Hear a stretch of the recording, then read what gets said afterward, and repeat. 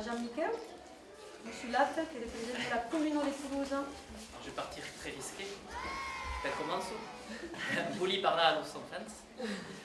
Aliciat a tutis. Sui Joan Miquel Latos.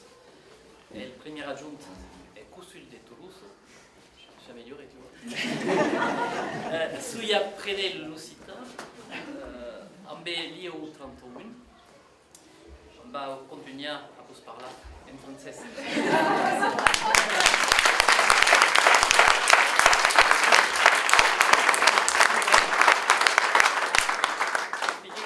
Deuxième année d'occitan et que pour le moment c'est pas très fluide encore, mais je...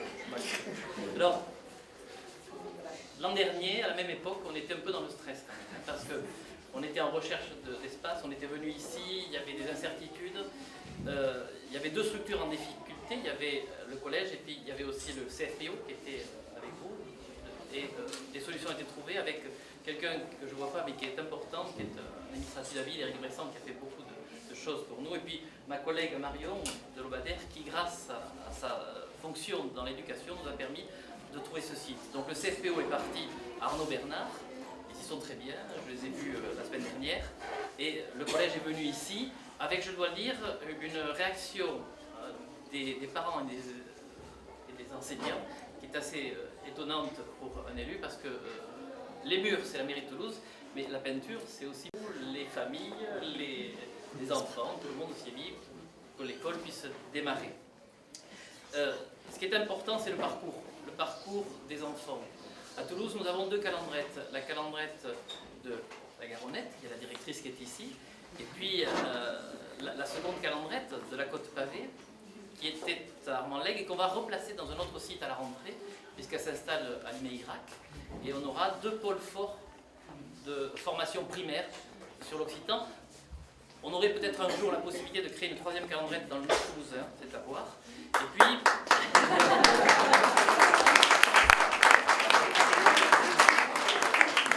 il n'y a pas que des quoi. Il y a aussi d'autres formules importantes pour nous quand même.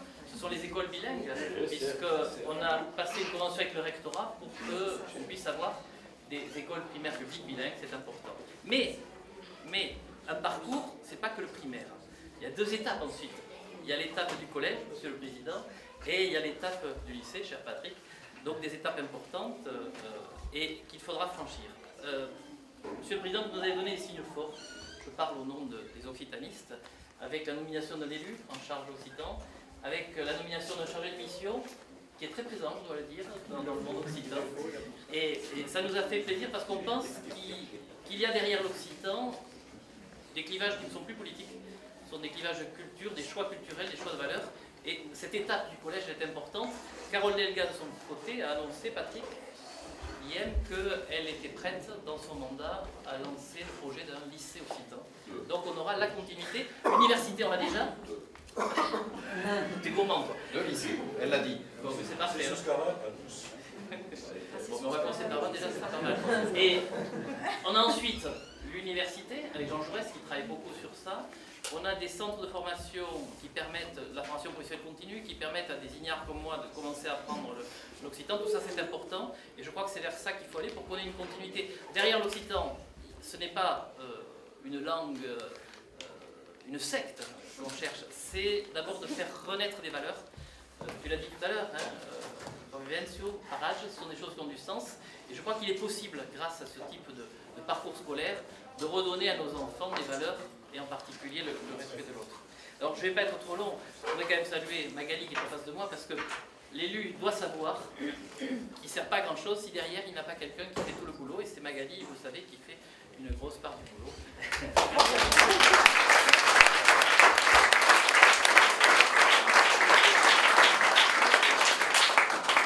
Pour continuer et conclure, ce qui me ravit ici, c'est de voir qu'on est tous réunis. Je vois Guillaume, je vois Patrick, je vois notre ami Bertrand, les personnes confédérales, notre ami élu maintenant en charge de l'occitan, le papa de Magali, et tout le monde. C'est vraiment un plaisir.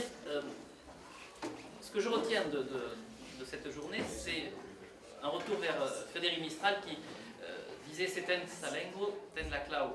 Frédéric Mistral disait que celui qui tient la langue tient la clé. Et puis il ajoutait, cette clé elle lui permet de se libérer de ces chaînes. Mais je crois que c'est une bonne phrase pour nous réunir ici et je voudrais vraiment vous remercier pour votre accueil.